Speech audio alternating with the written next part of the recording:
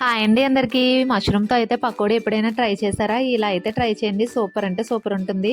ముందుగా అయితే మష్రూమ్ని ఇలాగ 2 సార్లు అయితే కడిగేసుకోవాలండి. చిన్న చిన్న పీసెస్గా కట్ చేసి అందులో శనగపిండి, కొద్దిగా వరిపిండి, కొద్దిగా మైదా, కారము, ఉప్పు, రుచికి తగినట్టు ధనియాల పొడి, కొద్దిగా గరం మసాలా, జీడిపప్పు కూడా ఆప్షనల్ అండి, మీకు నచ్చితే వేసుకోవచ్చు. కొత్తిమీర, అందులోనే పెద్దగా చీల్చిన పచ్చిమిర్చి అన్నీ వేసేసుకొని ఒకసారి అయితే కలిపేసుకోవాలండి. తర్వాత కొద్ది కొద్దిగా వాటర్ వేసుకుంటూ పకోడీ పిండిలో అయితే కలిపేసుకోవాలి.